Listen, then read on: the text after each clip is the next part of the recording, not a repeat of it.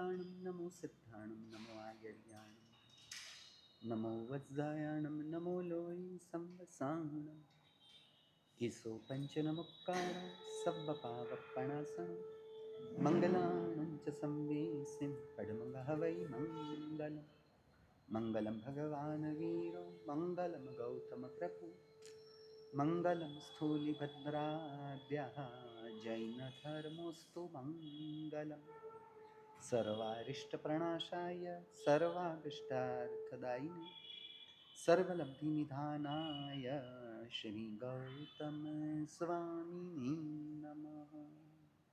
अज्ञानतिमिरान्धानां ज्ञानाञ्जनशलाकया नेत्रमुन्मीलितं येन तस्मै श्रीगुरवे नमः।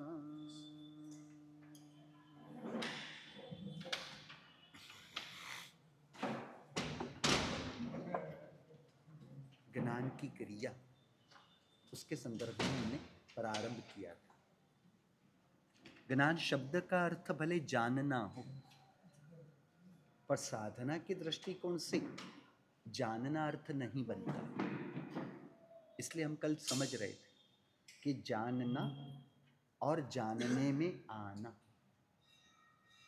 आत्मा के ज्ञान के दर्पण में जगत झलकते हुए वह अपने आप स्वतः जानने में आ जाता है। और उसके संदर्भ में हम दोनों के अंतर को समझ रहे थे ना। और उसमें हमने बात की थी कि जानने में जो जानना है उसकी महिमा है, जानने में आने की प्रक्रिया में जो जानने में आ रहा है ना उसकी महिमा नहीं है। जानने की क्रिया में वह जानने की क्रिया की भी महिमा है कि मुझे कुछ जानना, टू नो, तो वो जानने की महिमा है, समझ रहे। परंतु जानने में आने की प्रक्रिया में वह अपने आप जानने में आ रहा है, हम क्या करें। ज्ञान स्वभाव में अपने आप वस्तु झलक रही है, उसमें ज्ञान खुद अपने आप से क्या कर सकता है। तो वहां पर जानन क्रिया की भी महिमा नहीं। भले आत्मा का स्वभाव ज्ञान हो, परंतु उस आत्मा के ज्ञान स्वभाव में भी जानने की क्रिया का महत्व नहीं। इसलिए हम कई बार कहते हैं कि ऋषभदेव परमात्मा है ना, उन्होंने वर्षी तप किया नहीं, क्या हुआ, उनको करना पड़ा। दीक्षा के दिन का एक ही उपवास था, बाकी के तो 399 उपवास उनको करने पड़े हैं, क्योंकि रोज गोचरी के लिए जा रहे थे। समझ, रोज गोचरी के लिए जा रहे, यानी रोज गोचरी यदि मिल जाती, जब कभी तो पारणा करना चाहते ही थे, वो तो गोचरी मिली ही नहीं, इसलिए लाचारी की वजह से उनको उपवास करने पड़े। अब ऐसे परमात्मा के 400 उपवास जो उनको करने पड़े हो, उनका अनुकरण करने के रूप में वर्षी तप करना उचित है। कमलेश जी, मेरी बात समझ में आ रही? परमात्मा को उपवास करने पड़े या उपवास किए उन्होंने? हाँ, और आप उपवास करते हो, दोनों का घोटाला हो गया। अब इसमें हम देखें ना, और नेगेटिवली सोचे तो भिखारी सुबह 6 बजे से भीख मांगने के लिए बैठा हुआ है और 8 बजे तक उसे पर्याप्त प्रमाण में, 7 बजे तक पर्याप्त प्रमाण में कुछ खाने के लिए मिला ही नहीं, बराबर। अब 7 बजे, 7:15 बजे सब बंदोबस्त हुआ, कुछ मिला, और तब उसने पेट पूजा की। तो उसने नौकरशी की या नौकरशी करनी पड़ी? करनी पड़ी। उसने नौकरशी का तप किया माना जाएगा, समझ। तो भिखारी और परमात्मा दोनों में फर्क क्या था? विनोद जी, मेरी बात बराबर लग रही है? वहां उनको भीख मिली ही नहीं, वरना यदि उनको जो 6 बजे भीख मिल जाती तो 6 बजे खाने के लिए तैयार था, उसे कोई नौकरसी या पुरसी के साथ कोई लेना देना थोड़ी ना था। तो उसी प्रकार परमात्मा तो दीक्षा के दूसरे दिन, दीक्षा के दिन का उनका उपवास था, छठ था या अट्ठम था कुछ, बराबर। अब दीक्षा के दिन का उपवास था, बराबर, दूसरे दिन से ही उनको तो पारणा करना था, तो उनको तो पारणा करना ही था। उनको तो गोचरी मिली नहीं, लोगों को पता नहीं था कि साधुओं के साथ किस प्रकार का व्यवहार किया जाता है। साधु भिक्षा के लिए हर घर घर में जाते हैं, उसके बारे में लोगों को पता ही ना होने की वजह से लोगों ने अलग अलग चीज, आभूषण कोई दे रहे हैं, कोई वस्त्र दे रहे हैं, कोई अपनी बेटी दे रहे हैं, कोई कह रहे हैं कि ये महल ले लो, कोई कह रहे हैं कि भाई ये घोड़ा ले लो, ये हाथी ले लो, ये रथ ले लो, ये शस्त्र ले लो। अलग अलग राजा जो है, क्योंकि पहले तो वो राजा थे, तो राजा को थोड़ी ना खाने की चीज दी जाती है, तो उनको तो पता ही ना होने की वजह से लोगों ने वराने की प्रक्रिया लोगों के द्वारा नहीं हुई, और इसलिए परमात्मा को उपवास करने पड़े। तो परमात्मा के उपवास और भिखार की नौकरसी या पोरसी दोनों में फर्क था कुछ?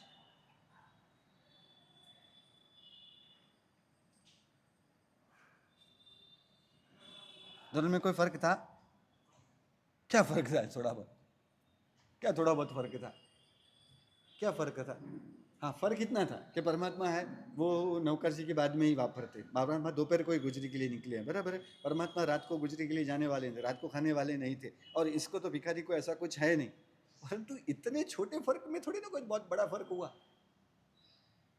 तो वहां पर आप देखोगे परमात्मा स्वरूप की महिमा है, स्वरूप की महिमा होने की वजह से देह की महिमा नहीं। एक साथ दो की महिमा नहीं रह सकती, या तो चेतन की महिमा हो सकती है या तो जड़ की महिमा हो सकती है। जड़ की महिमा और चेतन की महिमा दोनों साथ में कभी भी नहीं रह सकते, नहीं हो सकते। तो परमात्मा को अपने स्वरूप की महिमा है, उस कारण परमात्मा को देह की महिमा नहीं, यानी देह के प्रति सहज उदासीन परिणाम है। अब देह है इसलिए देह की आवश्यकता रूप, इसे भोजन है, इसे वस्त्र है, इसे मकान है, ये देना पड़ेगा। एक व्यवहार के उदाहरण से समझते हैं हम तो उसी प्रकार देह है इसलिए दूसरे दिन गोचरी इसको देने के लिए, वरने के लिए गए, परंतु देह के प्रति उदासीन भाव होने के कारण देह की जो भूख है, देह की जो आवश्यकता है, उसके प्रति भी उदासीन भाव बनता है। कमलेश जी कैसा है? आपको आपकी घर की महिमा है ना, उपाश्रय की महिमा आपको थोड़ी ना होगी, एक उदाहरण के रूप में, क्योंकि ये मकान आपका है नहीं, बराबर। अब इसका रिनोवेशन हो जाए या ये जर्जरित हो जाए, उससे आपको कोई लेना देना होगा? उसकी असर आपको होगी नहीं, क्योंकि इस मकान के प्रति उदासीन भाव होने की वजह से यह मकान का रिनोवेशन हो या ये जर्जरित हो जाए, उसके प्रति भी वही उदासीन परिणाम बना रहता है, बराबर है ना। उसी प्रकार देह के प्रति उदासीन भाव होने के कारण देह की भूख रूप जो गोचरी की आवश्यकता है, उसके प्रति उदासीन भाव है, परंतु देह है इसलिए इसे किराया देने के रूप में इसे गोचरी देना एक व्यवहारिक क्रिया थी, बराबर है। परंतु देह के प्रति उदासीन भाव है इसलिए देह की भूख के प्रति भी उदासीन भाव है।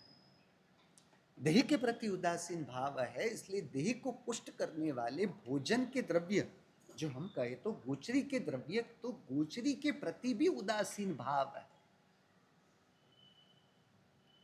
समझ रहे हो? देह की महिमा होती है तब ही देह को अच्छे वस्त्र देने की इच्छाएं तीव्र रूप से होगी। देह की महिमा है इसलिए देह की सुशोभा की महिमा होगी, वह सुशोभित रहे, वह महिमा होगी। जब देह की महिमा नहीं तो देह की शोभा की महिमा नहीं रहती। इसलिए हमने आगे आपको कहा था ना कि संसार में हो, समाज के बीच में रह रहे हो, तो जैसे तैसे वस्त्रों में रहना, जैसे तैसे एक फिटिंग के रूप में रहना, यह आपका अविवेक कहलाता है। व्यवस्थित रहना यह आपका विवेक कहलाता है। समझ रहे हो? आपको शोभा दे, आपके लिए जो उचित कहा जाए, इस प्रकार के वस्त्र धारण करना, चेहरे पर जो भी बाल वगैरह रखने हैं, चेहरे की शोभा वगैरह जो है, वो व्यवस्थित रहना, यह आपका विवेक होगा। मार्गानुसारी के 35 गुणों के अंदर भी एक गुण के रूप में बताया कि आपके आय के अनुसार, यानी आपकी कमाई के अनुसार उचित वेश परिधान करना आपके लिए क्या उचित है। समझ रहे? तो ये उचित का ध्यान रखना, ये विवेक होगा। उचित अनुचित का कोई ध्यान ही ना रहे, वह विवेक ही ना रहे, तो वो उसे अविवेक कहेंगे। और अप टू डेट रहना है, एकदम ट्रेंड में रहना है, ये मोह राजा की पराधीनता है। समझ रहे हो? तो उसी प्रकार देह की आवश्यकता रूप भोजन, बराबर, तो उस भोजन के प्रति उदासीन भाव बनता है, क्योंकि देह के प्रति उदासीन भाव है ना, क्योंकि स्वरूप की महिमा है। बात पकड़ में आ रही है? एक वस्तु स्पष्ट होती है तो उसके साथ जुड़ी हुई बाकी की क्रियाओं भी स्पष्ट हो जाएगी। देह की महिमा है, इसलिए देह की शोभा की महिमा है, इसलिए देह की शोभा बढ़ाने वाली वस्तुओं की भी महिमा होने लगती है। समझे? दूसरों को प्रभावित करने की सोच भी बनती है कि दूसरों को मैं कैसे दिखने में अच्छा लगता हूं या नहीं लगता हूं। ये सब क्यों होता है? क्योंकि स्वरूप की महिमा नहीं। आज समझ रहे हो? परमात्मा को देह की महिमा नहीं, इसलिए देह की भूख की असर नहीं, इसलिए उसके लिए जो भोजन है उसकी महिमा नहीं, इसके लिए वो गोचरी की क्रिया की भी महिमा नहीं। यानी मेरा कर्तव्य है गोचरी के लिए जाना, देह धारण किया है, साधु पन्ने में हूं, रसोई बनाने की प्रक्रिया हमारी नहीं, तो गोचरी वहरने के लिए जाना ये मेरा आचार है। समझ रहे? तो वो गोचरी की क्रिया उसकी भी महिमा नहीं। गोचरी जाएंगे एक व्यवहारिक कर्तव्य है इसलिए, परंतु गोचरी जाएंगे, ओह आज गोचरी मिल जाएगी तो शरीर को किराया मिल जाएगा, शरीर को भोजन मिल जाएगा, उस रूप उसकी महिमा नहीं। क्योंकि ये गोचरी वारने के लिए जाना ये जड़ की क्रिया थी।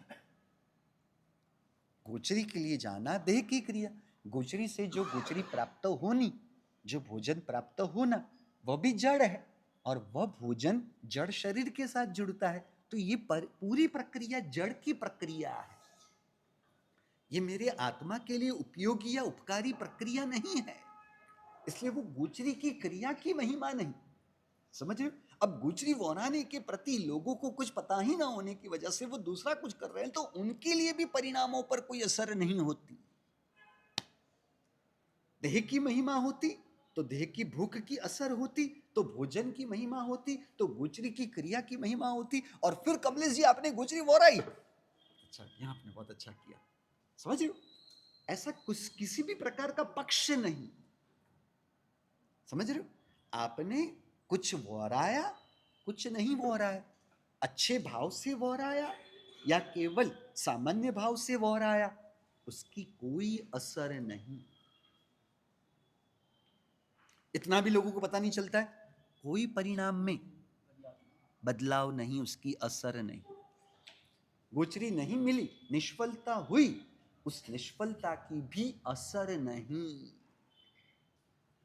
और तो और एक दिन गोचरी के लिए गया, 2 दिन के लिए गए, 4 दिन के लिए, कमलेश जी आप क्या करते हो? मनोज जी से आपको 10 लाख रुपए या 10,000 रुपए वसूल करने हैं, बराबर है? तो आप उनके घर ऐसे ही चले जाओगे?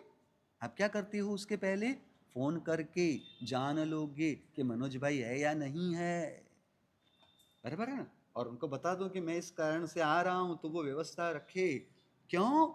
क्योंकि आपका धक्का फिजूल न जाए, आपका समय न बिगड़े, यह उद्देश्य होता है ना व्यवहार में। उसी प्रकार परमात्मा, आज गोचरी नहीं मिली, 10 दिन नहीं मिली, 11वें दिन को तो अपने ज्ञान का उपयोग करके देख लेते कि आज गोचरी मिलेगी या नहीं मिलेगी, तो मेरा समय उतना बचेगा ना।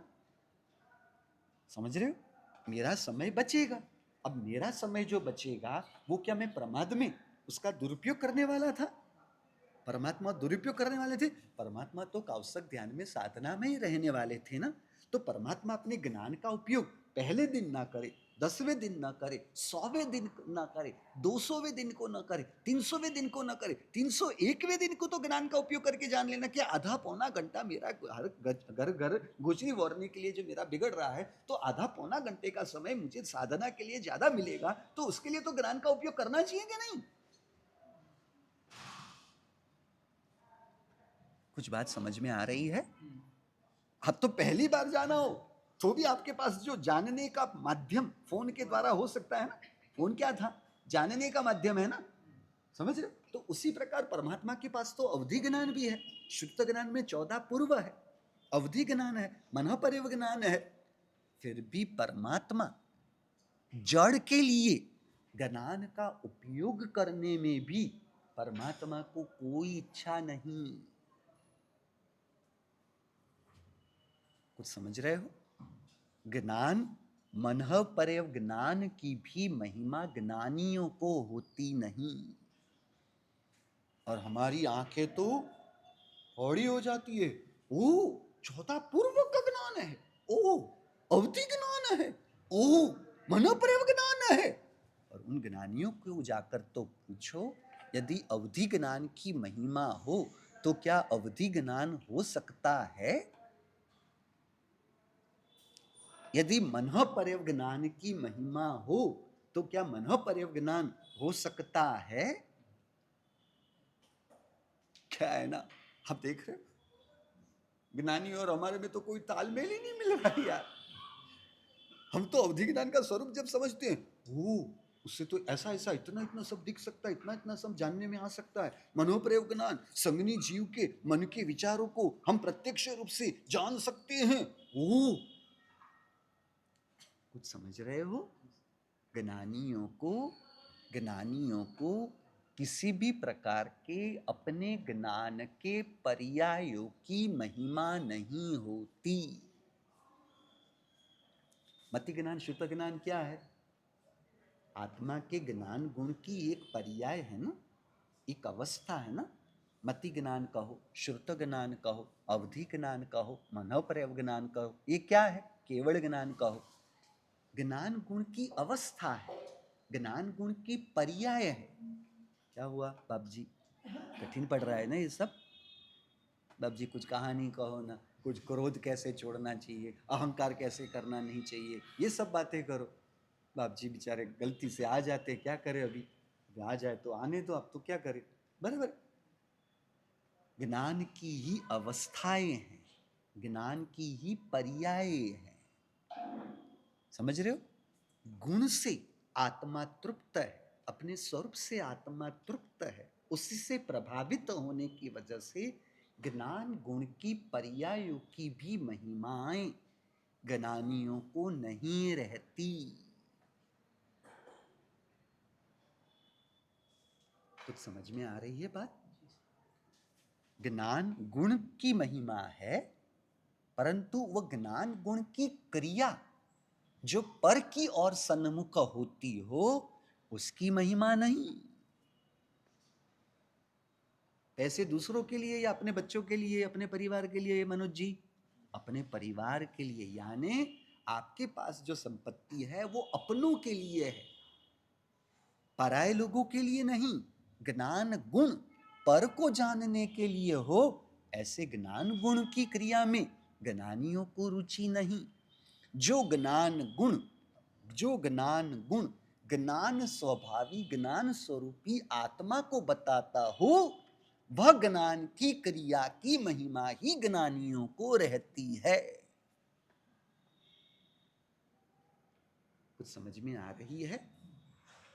ज्ञान गुण जिस आत्मा का है, ज्ञान गुण जिस आत्मा का है, वह ज्ञान गुण यदि उस आत्मा को ही पहचानने के लिए उपयोग में न लिया जाए तो ये ज्ञान गुण को तो हमने फिजूल रूप से ही उपयोग में लिया। कुछ समझ रहे हो?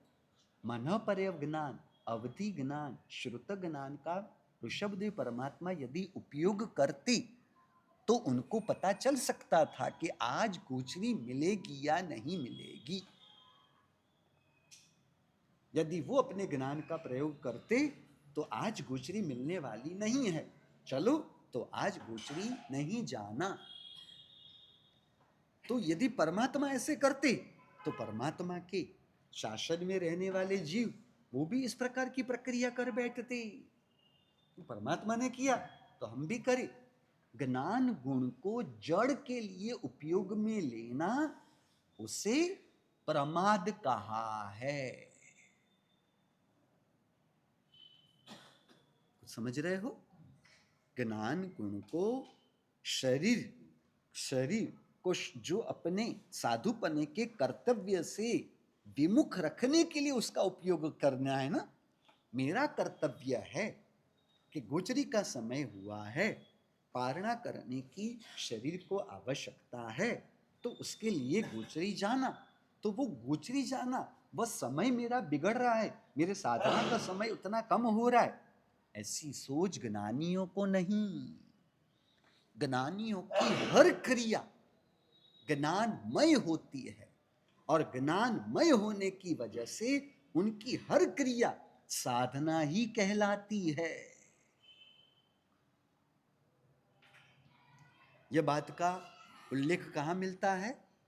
योग वंशिका नाम के ग्रंथ में हरिभद्र सूरी महाराज साहब ने बताया कि भाव साधु की हर क्रिया, भाव साधु की हर क्रिया ध्यान ही है, योग साधना ही है।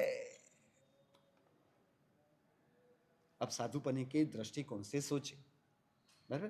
परिलीन करने के बाद काजा निकालना, और काजा निकालने के बाद उसे सुपड़ी में भरना, सुपड़ी में भरने के बाद ध्यान देखकर देखना, ध्यान रखकर देखना कि इसके अंदर कोई कलेवर, कोई जीव तो अंदर नहीं आ गया है। अब ये करना, और दूसरी ओर प्रवचन देना, उसकी दूसरी ओर गूंची ओढ़ने के लिए जाना। कौन सी क्रिया महान, कौन सी क्रिया बड़ी और अच्छी क्रिया? मैंने तो पढ़ी लेने का प्रश्न ही कहाँ पूछा आपको? मैंने तो काजा निकालने की बात की। तो काजा निकालना वो महान क्रिया है, या प्रवचन देना, लोगों को धर्म दिलाना? लोग प्रवचन सुनेंगे तो प्रवचनकार को पहचानेंगे, लोग प्रवचनकार के प्रवचन से प्रभावित होंगे और प्रवचनकार के साथ संबंध में आएंगे। समझ रहे हो? तो वो क्रिया बड़ी या वो काजा भरने की क्रिया? कौन देखने वाला है, किसका ध्यान रहने वाला है? कौन सी क्रिया बड़ी, कौन सी क्रिया छोटी?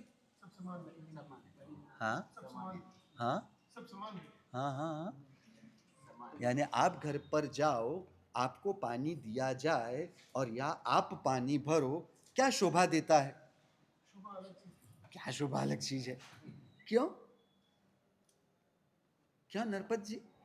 आप घर पर जाओ और आपके परिवार वाले आपको पानी दे, और या तो कमलेश जी आप खुद किचन में जाकर ग्लास में पानी नल से मटके से भरकर आप अपने हाथों से लो, कौन सी क्रिया में आपकी ज्यादा शोभा है? हाँ, क्या बात है, क्यों ऐसा क्यों? तो फिर कौन सी क्रिया में साधु हो, काजा भरने की और काजे निकालने की क्रिया में साधु की शोभा ज्यादा होगी, या प्रवचनकार के रूप में प्रवचन देना उसमें साधु की शोभा अधिक है? अब मेरे गुरु बहुत अच्छी तरह से हो पाते हो, बराबर? मुझे तो अच्छी तरह से आप अपना अभिप्राय दे सकते हो, सर्टिफिकेट दे सकते हो, खुद के लिए मैं पूछ रहा हूं, आपको पूछो क्या?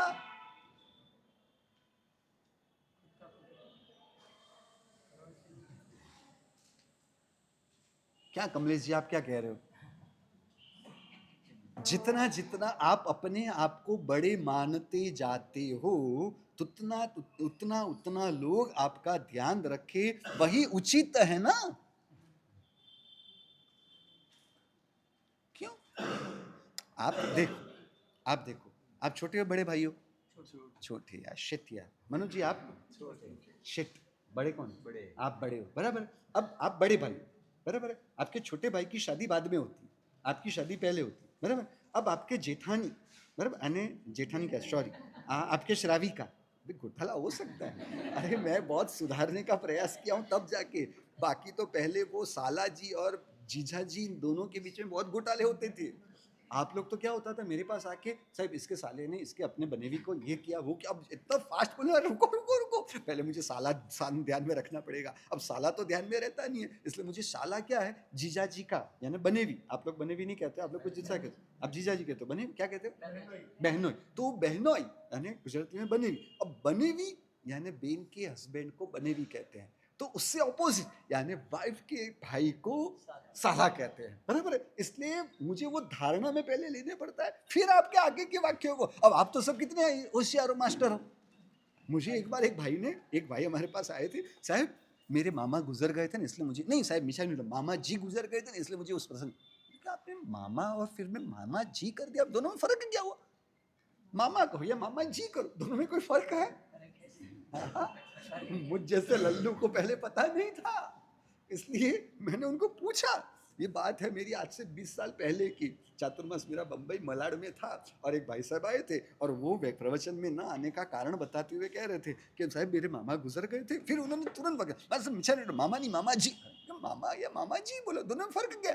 तब मुझे कहा कि महाराज साहब मेरे जो सगे मामा होते हैं उनको मैं मामा बुलाऊं तो चलता है, परंतु मेरे वाइफ उनके रिश्तेदारों को मुझे ज्यादा मान सम्मान देना पड़ता है, इसलिए मुझे वहां मामा जी कहना पड़ेगा। इसलिए मेरे वाइफ के जो होते हैं ना मामा, उनको मुझे मामा जी कहना होता है। उसी प्रकार मेरे वाइफ का भी ऐसा है कि वो अपने मामा, जिसे मैं मामा जी कहूंगा उसे वो मामा कहेंगे, और मैं जिसे मामा कहूंगा उसे वो मामा जी कहेंगे। मैंने कहा ये आपका संसार कैसा है यार, खुद के ही जो मामा है उसको बहुमान वाचक शब्द से जी के साथ नहीं बुलाना, और उनके मामा उनको आपको बहुमान के साथ बुलाना, ये आपका क्या व्यवहार है यार? मनोज जी बोलो, ये आपका कैसा व्यवहार है? विनोद जी मुझे तो समझ में नहीं आ रहा है। दीपल जी बोलो। आपके तो गुजराती में तो वाक्य प्रयोग के अंदर क्या होता है कि जो शादी करने वाला, जो घर के परिवार के दामाद होते हैं ना, उनको कमलेश कुमार बुलाया जाता है। आप में है कुमार का? नहीं, आप में नहीं है ना? जी है। हाँ कंवर सा, हो कंवर, कनरा कंवर, कंवर यानी कुंवर, कुंवर बराबर। अब कुंवर कहाँ के कुंवर, कोई बड़े राजकुमार है कोई कुंवर कुंवर? अब वो गुजराती में तो क्या होता है, वो कमलेश कुमार, अब वो कमलेश कुमार बुलाया जाता है तो वो बहुत खुश हो जाते हैं। फिर मैंने उनको बुलाया, लल्लू ये कमलेश कुमार का मतलब क्या है? कमलेश कुमार। समझ में आई बात? बात पकड़ में आई? यानी वो बहुमान वाचक नहीं है, ये आपकी धुलाई पिटाई करने के लिए ये शब्द प्रयोग किया जाता है। विनोद जी आपके संसार को जितना हम खोल खोल के जानने का प्रयास करते हैं, हमें वैराग्य ही होता है कि अपने जो रिश्तेदार हो उनको जी से बहुमान से न बुलाते हुए, आपके श्राविका या श्राविका को अपने श्रावक के जो रिश्तेदार हो उनको बहुमान के साथ बुलाना। अब देखा जाए ना, जिसके प्रति भीतर से कोई रिश्ता नहीं था, पहले से जन्म से रिश्ता किसके साथ था? मामा के साथ था। मामा जी के साथ तो रिश्ता आपके 25 वर्ष के बाद हुआ, बराबर। यानी अंतर से उनके साथ तो कोई ऐसा रिश्ता गहरा बना हुआ नहीं है, फिर भी एक दिखावे के रूप में जी से ज्यादा बहुमान देना। समझ रहे हो? जो खुद के रिश्तेदार है उससे ज्यादा जिसके साथ आपका व्यवहार रहा हुआ है। मामा के घर आप रुकने के लिए गए, मामा जी के घर पे रुकने के लिए जाने वाले हो। जो मामा के घर में बचपन में क्या होता है, वैकेशन के लिए क्या होता था, मामा के घर रुकने के लिए जाना हो। अब मामा जी के घर पे रुकने के लिए थोड़ी ना जा सकते हो, तो वहां तो ऐसा भी कोई फायदा नहीं होने वाला है। तो वहां बहुमान के रूप में जी करके क्यों बुलाना? बोलो ना, क्या लगाव मामा के लिए रहता है? अच्छा, यानी जिनके प्रति लगाव नहीं होता है उनको जी करके बुलाना होता है। देखो अनिल जी, ये आपका संसार क्या संसार है यार। और तो और सबसे बुरी बात कह दूं, अभी सबसे बुरी बात कह दूं आपको, नहीं कहूं ना कहूं? चलो तो आपको नहीं पूछता हूं, नरपति कह दूं। अरे आपका संसार तो कैसा है, अपने पिता को केवल फादर कहना और ससुर जी को फादर इन लॉ, यानी ये कायदे से पिता है और ये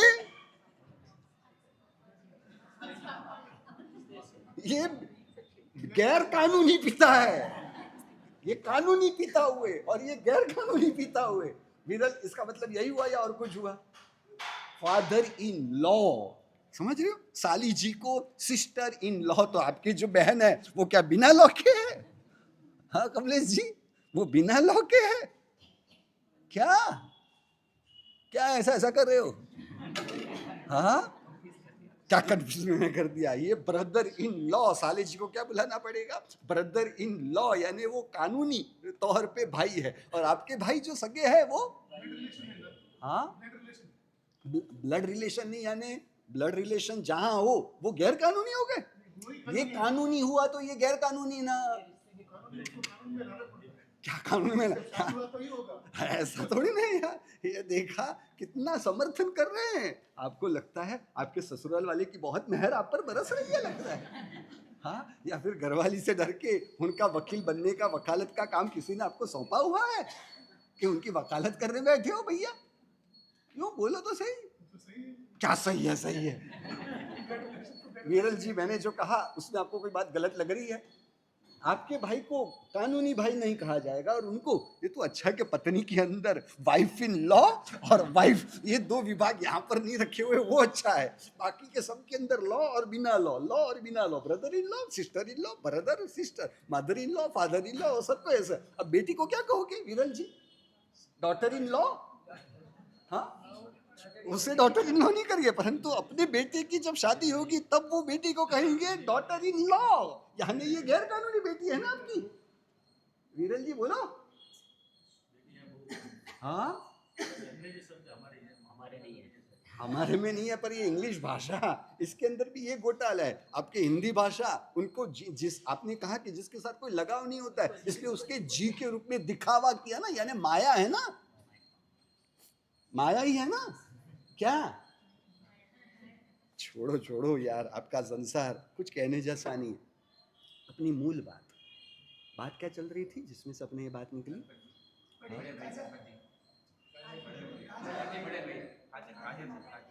हाँ, तो कौन सी क्रिया ज्यादा अच्छा शोभास्पद है, तो वहां पर हरिभद्र स्वामी महाराज साहब ने कहा कि साधु प्रवचन की क्रिया करे, गोचरी वहरने की क्रिया करे, या काजा निकाल के सुपड़ी में काजा भरने की क्रिया करे, बाहर की क्रिया साधु की अंतर परिणति पर कोई प्रभाव न डालते हुए, साधु की परिणति सब में एक समान रहते हुए, उसके लिए ये काजा भरना या प्रवचन करना, उसकी अंतर दशा पर उसका कोई प्रभाव नहीं पड़ता। कुछ बात समझ रहे हो?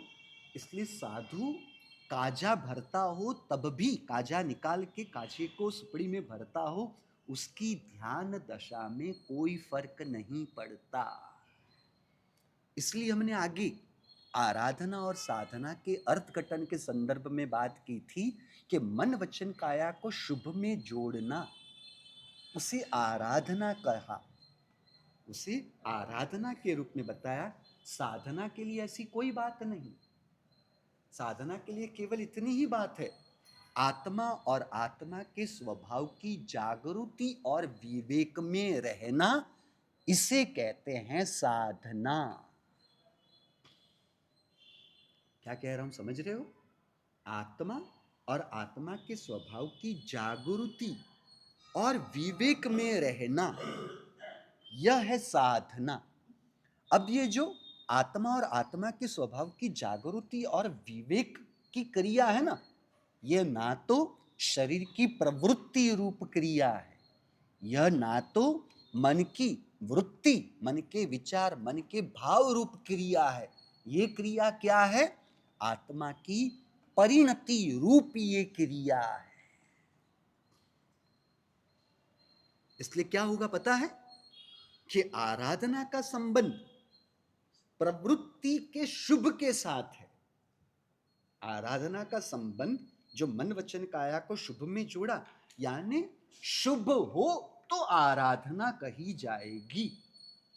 साधना के लिए प्रवृत्ति और वृत्ति से शुभ में हो या अशुभ में है, उस अशुभ में हो, उससे उसे कोई फर्क नहीं पड़ता।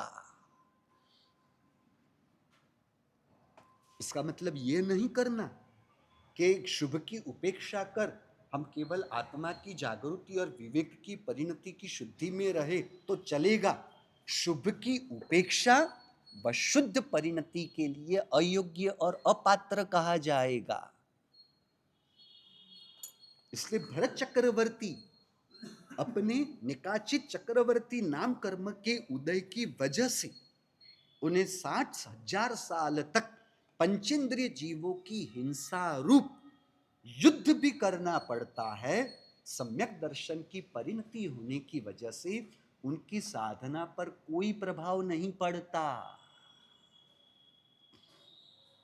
और आगे चक्रवर्ती होने के पश्चात रोज के हजारों शरीर बनाते हैं अपने 1,92,000 पत्नी को संतोष दिलाने के लिए, यानी काम की क्रिया होते हुए भी वह कर्म के उदय निकाचित होने की वजह से भोगावली कर्म निकाचित है, और वेद कर्म के उदयों की प्रबलता की वजह से रोज के हजारों शरीर बना के ये काम की क्रिया में होते हुए उनके सम्यक दर्शन की परिणति पर उसका कोई प्रभाव नहीं पड़ने की वजह से वहां पर प्रवृत्ति और वृत्ति के स्तर पर अशुभ में जुड़े हैं ना, समझ रहे हो? मन की प्रवृत्ति, मन की वृत्ति और शरीर की प्रवृत्ति के स्तर पर विराधना है।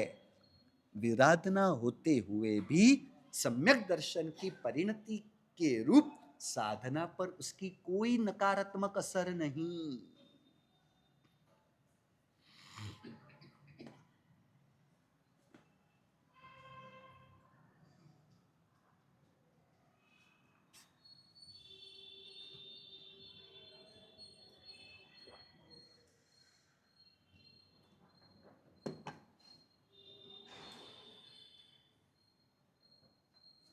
बात समझ में आ रही है? यानी भरत चक्रवर्ती परिणति के स्तर पर, परिणति के स्तर पर सम्यक दर्शन की परिणति में है, और कर्म उदयों की प्रबलता की वजह से मन वचन काया से अशुभ में जुड़े हैं। मन वचन काया से अशुभ में जुड़े होते हुए भी अंतरात्मा के स्तर पर वह अशुभ का पक्षपात नहीं रहता।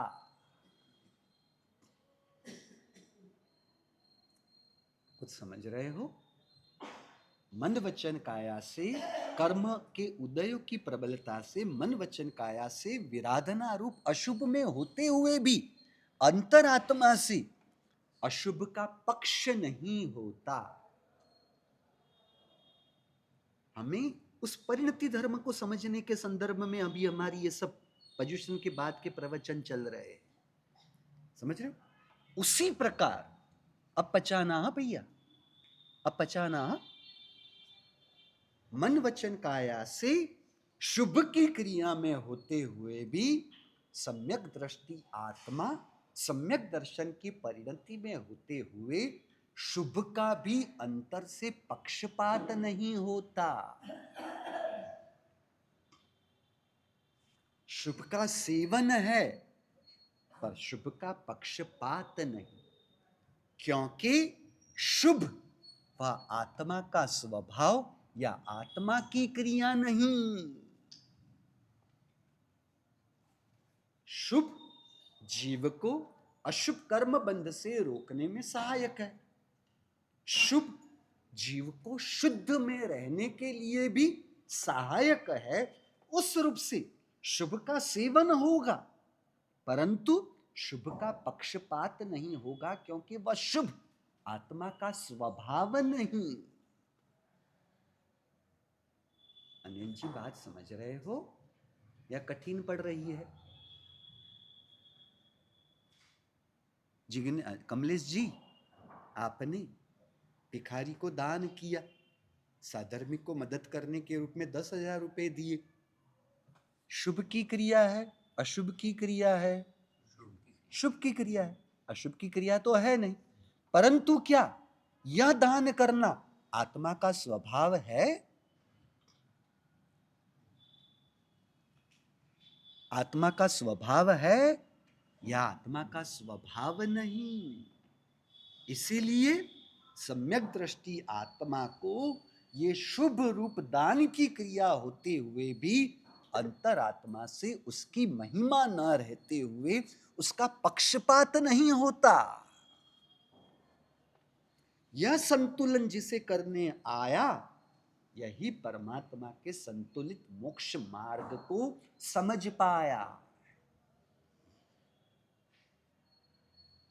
मनोज जी समझ रहे हो, यहां दान की क्रिया निरर्थक है ऐसा कहने का कोई मतलब नहीं,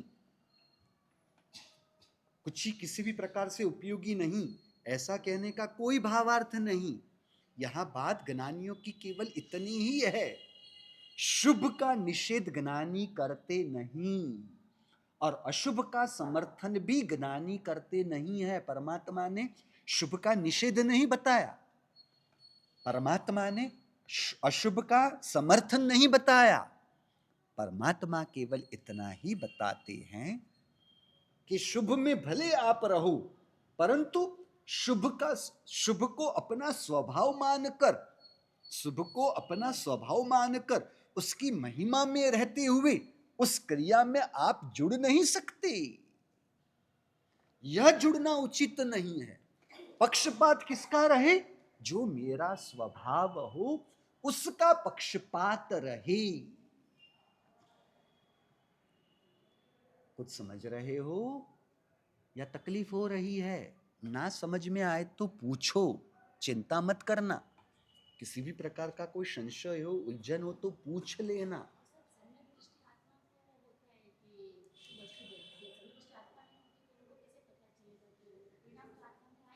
देखो, सम्यक दृष्टि आत्मा सम्यक दर्शन में होने की वजह से उनके पास तो भीतर से सब स्पष्टता है ही। अब बाकी के जीव सत्संग के द्वारा वह समझ तो सकता है ना कि मेरा स्वभाव क्या है और मेरा स्वभाव नहीं। जिसके पास स्वभाव की दृष्टि नहीं, स्वभाव का बोध नहीं, वह शुभ को धर्म माने तो वो उसके लिए गलत नहीं। वह अशुभ के निषेध को धर्म माने, उसका निषेध नहीं, वह गलत उसकी भूमिका के अनुसार नहीं, क्योंकि उसने आत्मधर्म को जाना ही नहीं है। और शुभ भी एक अपेक्षा से व्यवहार धर्म के रूप में तो ज्ञानियों ने उसे भी धर्म के रूप में तो स्वीकारा ही है ना, पर वो व्यवहार धर्म है, वह मन वचन काया का धर्म है, वह मन वचन काया की क्रिया है, मन वचन काया के विभाग में आता है, वह मेरे आत्मा के विभाग में नहीं आता। यह स्पष्टता जब तक नहीं तो मन वचन काया के स्तर में वह धर्म समझता हो तो उसकी उस समय की जो समझदारी के अनुसार जो उसकी भूमिका बनी हुई है उसके लिए वह भी उचित ही है। बात समझ रहे हो? बात पकड़ में आ रही है? इसलिए जीव जब तक 18वें पापस्थानक को नहीं समझता तब तक वो 17 पापस्थानक को ही पाप समझे और 17 पापस्थानक के त्याग को धर्म समझे तो उसकी उस समय की समझदारी और भूमिका के अनुसार वह उचित है। समझ रहे हो? बस अपनी मूल बात पर चले। तो शुभदेव परमात्मा ज्ञान का उपयोग किसके लिए करना था? गोचरी मिलेगी या नहीं मिलेगी, समय बचेगा या नहीं बचेगा, तो यह तो बाहर की चीज के लिए ज्ञान का उपयोग करना, इसे कहते हैं प्रमाद। इसका मतलब क्या हुआ पता है? इसका मतलब क्या हुआ जानते हो?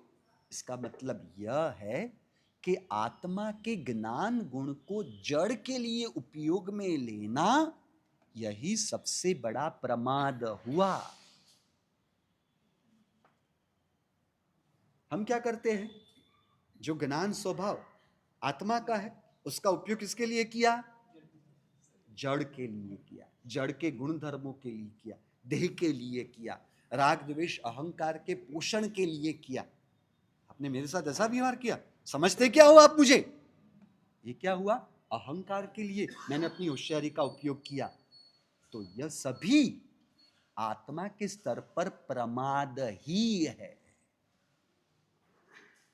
इसलिए कर्म ग्रंथ का जिसे अभ्यास हो वो समझ सकता है कि किसी भी प्रकार के अपने लब्धियों का उपयोग करना कर्म ग्रंथ का अभ्यास है। दूसरा कर्म ग्रंथ, 2 कर्म ग्रंथ हो, आपको केवल इतना कहूं, आपको परमात्मा के तत्व में प्रवेश करना हो ना, 3 प्रकरण, मैं चौथा प्रकरण नहीं कह रहा क्योंकि चौथा प्रकरण ज्योग्राफी है, भूगोल है, जिसके लिए वर्तमान में जो हमें बाहर का भूगोल दिख रहा है और परमात्मा ने बताया हुआ भूगोल उसका हमें तालमेल दिख नहीं रहा है, इसलिए उसके झमेले में पड़ने जैसा नहीं है। समझ रहे हो? ये लोग कह रहे कि पृथ्वी गोल है, छोड़ो ना, अब ये साबित भी हो जाए कि पृथ्वी सीधी है जैन दर्शन के अनुसार, प्रभु के केवल ज्ञान के अनुसार, उससे हमारी साधना पे उसका क्या प्रभाव पड़ना है?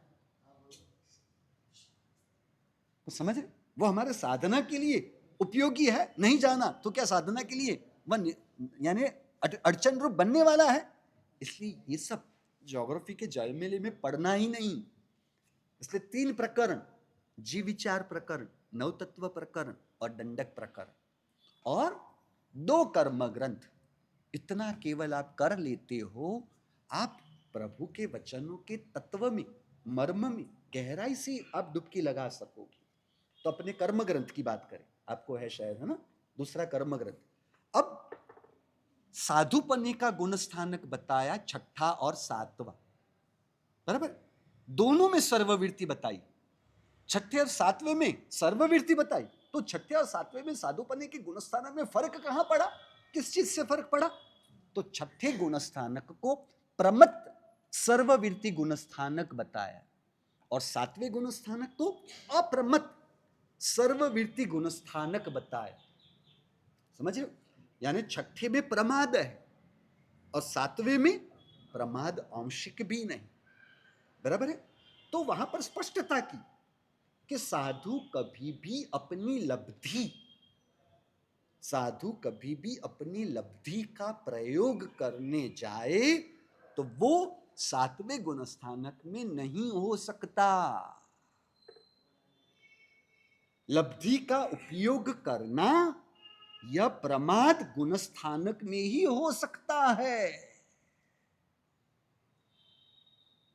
आप तो गौतम स्वामी को किस तरह से देखते हो? अंगूठे अमृतवा से लब्धि तना बंडा, ओ लब्धि लब्धि लब्धि लब्धि लब्धि है। ये लब्धि शुद्धि से प्रकट हुई है, किसी बाहर के प्रयोग से नहीं। कमलेश जी, ये मंत्र को इस तरह से इस तरह से इस तरह से इस तरह से आप विधि पूर्वक करोगे ना, ये प्रयोग करोगे ना, तो क्या होगा? वशीकरण लब्धि प्रकट हो जाएगी। इसे सात्विक लब्धि नहीं कहा। जो आत्मा की शुद्धि से प्रकट होने वाली शक्ति है उसे लब्धि कहते हैं। समझ रहे हो? जो आत्मा की शुद्धि से लब्धियां प्रकट हुई है, उस लब्धि का उपयोग करना उनके लिए प्रमाद बताया गया है।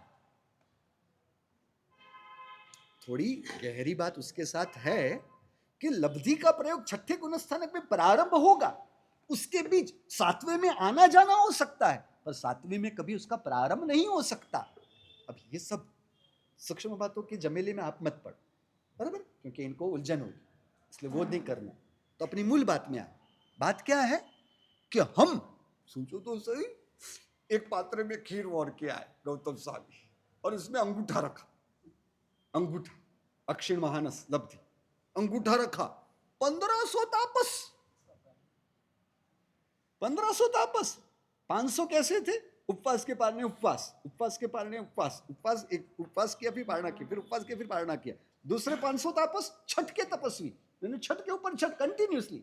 तीसरे 500 जो थे वो अट्ठम के तपस्वी, अट्ठम के ऊपर पारणा, पारणा अट्ठम फिर से पारणा, पारणा, यानी ऐसे सब 1500 तपस्वी, उनको पारणा कराना है। सब लोग सोच रहे बैठे, एक पात्र के अंदर इतनी गुचरी लेके आए, उपवास के पारने में खीर कितनी में किसका होगा? 1 या 2 का मुश्किल से होना था। सब सोच में पड़े हुए थे और गौतम स्वामी ने उसमें अंगूठा डाला, 1500 तापस, सबको गुचरी पूरी हो गई। क्या जादू है, क्या चमत्कार है, केलाल का जादू है ना कमलेश जी, क्या है ये? हम प्रभावित हो जाते हैं, क्या बात है, इस प्रकार से सबको गुचरी हो जाती है, खेलना पड़ेगा, तो बहुत बड़ी बात है। और फिर गौतम स्वामी जैसे खुद वो गुचरी वापरने जाए, लब्धि खत्म। अबे ऐसा कैसा, पता है? अब उसके अंदर वो अंगूठा डाल के गुचरी सबको देने की कोशिश कर, अब कुछ नहीं आएगा उसमें से। दूसरों को दे तब तक चलेगा, खुद उसमें से खाने के लिए जाए, यानी गुचरी पालना करने जाए तो खुद को नहीं होगा, लब्धि वहां पूरी हो जाए। ऐसी लब्धि क्या काम की मनोज जी? कहने का मतलब क्या है पता है? कि खुद के लिए उपयोग करने गए, वहां लब्धि का पूर्ण विराम हुआ। दूसरों के लिए करने जाए तब वो लब्धि उपयोग में आई। और दूसरे नंबर में लब्धि का प्रयोग करना, उपयोग करना, यानी आपके पास जो बाह्य शक्ति, ये लब्धि किसके लिए थी? जड़ भोजन के द्रव्य के लिए थी। जड़ भोजन के लिए जो आपकी शुद्धि से प्रकट होने वाली लब्धि का उपयोग आपने किया ना, कुछ समझ में आ रही है अनिल जी? शुद्धि से ये लब्धि प्रकटी, और शुद्धि से प्रकट होने वाली ये लब्धि किसके लिए किया? जड़ भोजन के द्रव्यों के लिए किया, इसलिए उसे प्रमाद कहा। हम लब्धि तना भंडार देख रहे हैं, पर उनकी स्थिति क्या होती है? बोलो, आपको क्या प्रश्न है? अष्टावक्र पे चढ़ने के लिए हाँ, खुद की लब्धि का प्रयोग क्या किया? वो सूर्य की रोशनी को पकड़ के चढ़े, हाँ, वो भी खुद ही के लिए किया, तो उसमें क्या होगा? हाँ, अभी देखो, वो लब्धि खुद के लिए, परंतु वहां पर परमात्मा के दर्शन के लिए उपयोग किया जा सकता है ना। बाहर के परमात्मा के लिए हुआ, भीतर के परमात्मा के दर्शन के लिए क्या ये लब्धि काम लगेगी? समझ रहे हो? उनके मलमूत्र औषधि होते हैं। आपको शरीर से गलता हुआ, गलने वाला कोढ़ हुआ है, उनके मातृ के छींटे आपके शरीर पर उड़ाए जाए, कितने समय से, कितने वैद्यों की ट्रीटमेंट से, यानी दवाई से जो आपको रिजल्ट ना मिला ना इलाज से, वो इलाज इससे हो जाएगा। पर ये इलाज द्रव्य रोग के लिए हुआ या भाव रोग के लिए हुआ? आपका अहंकार ये मातृ से चला जाएगा, शरीर का रोग जाएगा। समझ रहे हो कहने का मतलब? अवधि ज्ञान बाहर की जड़ वस्तु को देखने के लिए है ना, क्या आत्मा को देखने के लिए अवधि ज्ञान काम लगेगा? अवधि ज्ञान साकार को जानने के लिए ही है। मानव प्रयोग ज्ञान, मन के विचार, वह भी साकार को जानने के लिए है। आत्मा के निराकार ज्ञान स्वभाव को किसी भी अवधि ज्ञान, मनोप्रयोग प्रयोग ज्ञान, श्रुत ज्ञान या मति ज्ञान से नहीं जाना जा सकता। बात समझ में आ रही है? पकड़ में आ रही है? यानी हम जिस लब्धियों की वजह से गौतम स्वामी से प्रभावित हो रहे हैं, परंतु वो लब्धि तो उनके लिए प्रमाद बताया गया है। इसलिए परमात्मा देह के प्रति उदासीन भाव होने की वजह से गोचरी के लिए अपने ज्ञान का उपयोग करना, वह भी प्रमाद रूप होने से परमात्मा को उसके उपयोग के प्रति भी उदासीन भाव है। हम जिस अवधि ज्ञान और मनोप्रयोग ज्ञान के वर्णन से प्रभावित हो जाते हैं, ओह, सबके मन के विचारों को जान सकता है, कहना पड़ेगा यार, पर वो जबरदस्त है। परंतु वह ज्ञान का उपयोग जड़ के लिए हुआ ना। समझ रहे हो? इसलिए ज्ञानी उसके प्रति उदासीन भाव को धारण कर रहे हैं। अब आप कहो तो सही, क्या हम ज्ञानी की अंतरदशा को जान पाए हैं, या केवल उनकी बाह्य शक्ति रूप जो लब्धियां हैं केवल उसी से प्रभावित हो रहे हैं? केवल ज्ञान जिस किसी को भी हुआ हो, वो केवल ज्ञान होने के बाद जो पूरा जगत उसके अंदर झलकता है, तो वो जगत को देखने के काम में ही जुड़े हुए होंगे ना। क्यों? लोकालोक, तीनों काल के लोकालोक रूपी अरूपी द्रव्य एक साथ जिनके ज्ञान में झलक रहे हो, तो वो आप सोचो, आपके टीवी के अंदर कितनी चैनल है? 100, बराबर। अब 100 चैनल में से 2 चैनल भी एक साथ देखना हो तो देख सकते हो आप?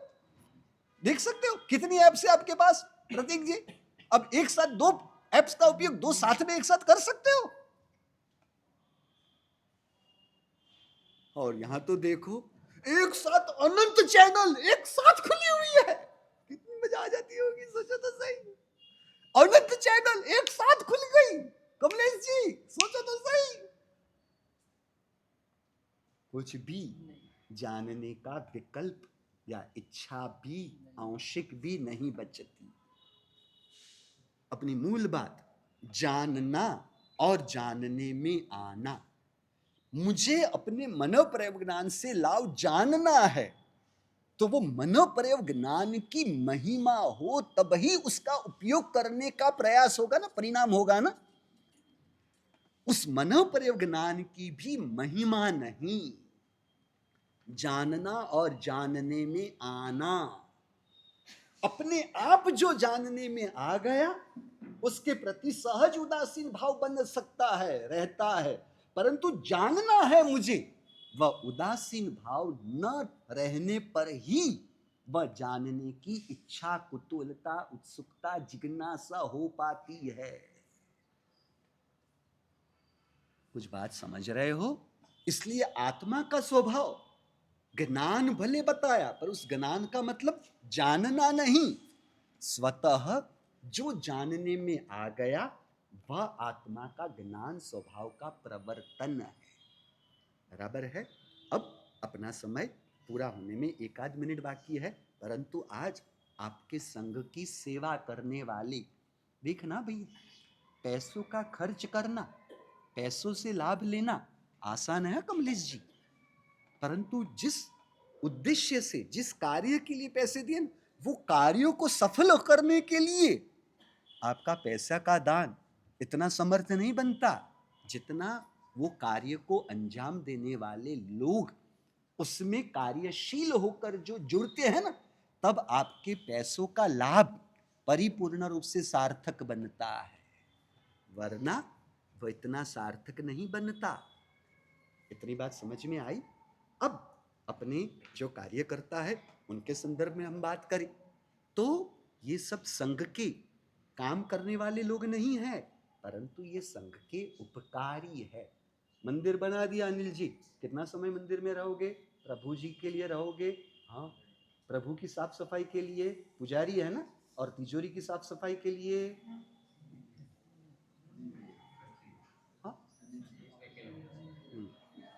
ये आपकी तिजोरी की साफ सफाई हो तो उसे तो आप दूसरे किसी को सौंपते होंगे ना कमलेश जी।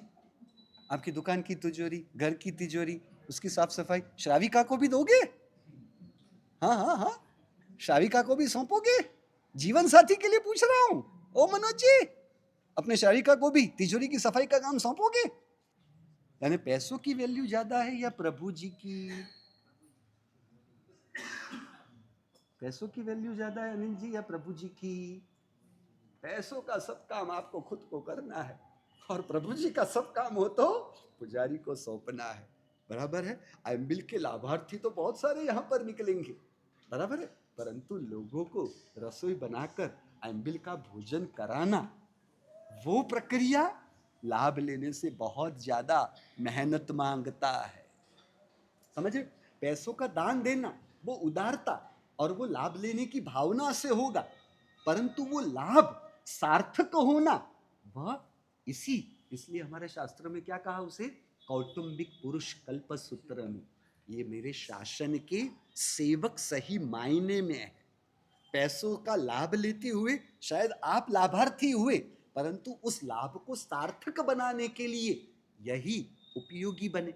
अब इनको ध्यान में रखते हुए सोचे, चलो इनकी जगह पर रहकर सोचे, इनको पूछो तो सही यार, भाई पुजारी का बेटा पुजारी बने, ऐसी पुजारी की इच्छा रहेगी? हाँ? नहीं, डॉक्टर का बेटा डॉक्टर बने, ऐसे डॉक्टर पिता की इच्छा होती है नहीं होती? होती है। कमलेश जी, आपकी सोना चांदी की दुकान, आपका बेटा भी सोना चांदी की दुकान चलाए, ऐसी इच्छा आपको होती है, बराबर, और वो इच्छा को अच्छा ही माना जाएगा। परंतु आशीष भाई को पूछो, आप मैनेजर की पोस्ट में हो, आपका बेटा भी मैनेजर बने, क्या ऐसी इच्छा भावना आपकी होगी? आशीष पुजारी जी, आपका बेटा भी पुजारी बने, जीरावाला जी के पुजारी को आपका बेटा भी पुजारी बने, क्या ऐसी इच्छा आपको होगी? समझ रहे हो कहने का मतलब? वो ये नहीं चाहते कि मेरा बेटा पुजारी बने, वो उससे भी अच्छे पद को हासिल करके, अच्छी नौकरी हासिल करके वो आगे बढ़े। पुजारी की नौकरी में मुझे नहीं रहना। तो अब आप सोचो, आपको जो पुजारी के काम में जुड़ना पड़ा या दूसरे भी संघ के छोटे मोटे काम में जुड़ना पड़ा, क्यों जुड़ना पड़ा? कहीं ना कहीं पुण्य की कमी थी। था पड़े? कन्नड़ आवे कौन? मुझे कन्नड़ा बैरल्ला, बराबर, सब हिंदी वाले ही है, तो कोई दिक्कत नहीं है। वरना क्या होता है कभी कभार वो सब कन्नड़, मैंने इनको यही कहा था भाई, कन्नड़ होंगे तो वो कन्नड़ और हिंदी दोनों का होता ही नहीं है। यहाँ पर वो जो कर्मचारी के रूप में बहन जी आते हैं ना, अब वो और मैं, उनको हिंदी नहीं आती और मुझे कन्नड़ा नहीं आती, इसलिए हमारा व्यवहार क्या होता है पता है? वो बहरे और मूंगे इकट्ठे हुए हो और वो कैसे एक दूसरे के साथ बात करते हैं, उस तरह से हमें बात उनके साथ करनी पड़ती है। अपनी मूल बात पुण्य की कमी की वजह से आपको ऐसे कार्यों में जुड़ना पड़ा, बराबर है। अब पुण्य की कमी थी, क्यों कमी थी? क्योंकि पूर्व के भवों में पुण्य का बंध नहीं हुआ, बराबर है। पुण्य का बंधन नहीं किया, तभी आपको कर्मचारी के रूप में काम करने पड़े ना, बराबर है। अब पुण्य का बंध क्यों नहीं हुआ? क्योंकि ऐसे शुभ कार्य आपके हाथों से नहीं हुए, तभी पुण्य का बंध नहीं हुआ, तभी वह पुण्य की कमी की वजह से अभी की स्थिति में आप लोगों को ऐसे कार्यों में जुड़ना पड़ा है ना। अब क्या करना है? अब यहां पर और दूसरी जगह पर आप नौकरी में होते हो ना, तो दोनों में बहुत बड़ा फर्क होता है। दूसरी जगह पर तो है ना, केवल पैसे मिलेंगे, पगार के रूप में पैसे मिलेंगे, परंतु वो कार्य करने से पुण्य मिलेगा? क्यों नहीं मिलेगा? क्योंकि उसे शुभ की क्रिया के रूप में नहीं बताया, समझ रहे हो। धार्मिक संस्था में काम करने से पुण्य भी मिलता है, समझ रहे हो। पैसे तो मिलते हैं, साथ में पुण्य भी मिलता है, और उससे भी बड़ी बात, देव और गुरु के अंतर के आशीष भी मिलते हैं। यानी आपको बाहर केवल पैसे मिलेंगे, पुण्य या ऐसे देव और गुरु के आशीर्वाद नहीं मिल सकते। तो फिर जो भी काम करना ही है वो मन को बिगाड़ के करे या फिर उत्साह पूर्वक खुशी से करे?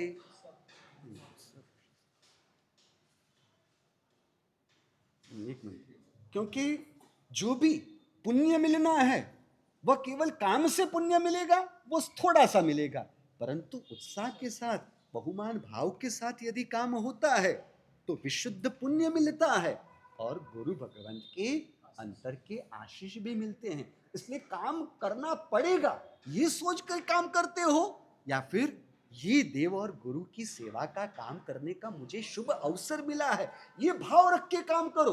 काम तो जो है करना तो करना ही है, अब करना पड़ेगा और मुझे ये लाभ मिला, ये भाव रखो। क्या होता है, हम इन लोगों के घर पे गुजरी जाते हैं, तो गुजरी जाने के बाद महाराज साहब हमारे घर से रोटी सब्जी लेके गए, ये सोच इनकी नहीं होती। आपकी होती है कमलेश जी? आपकी सोच क्या होती है? हमें लाभ मिला।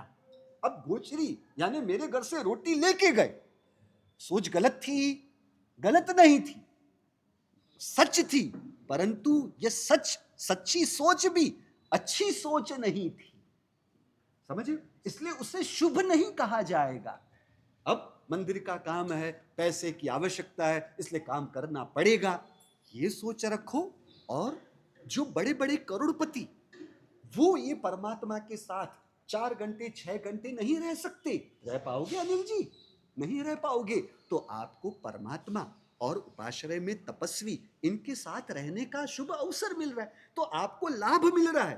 तो जितना अंतर के अहोभाव से बहुभाव भाव से मैं काम करता हूं, तो ये अच्छी सोच होगी और काम करना पड़ेगा। पैसे की जरूरत है, इसके बिना चलने वाला नहीं है, तो ये सच्ची सोच होगी। सच्ची सोच रखनी या अच्छी सोच रखनी, ये आप पर निर्भर करता है।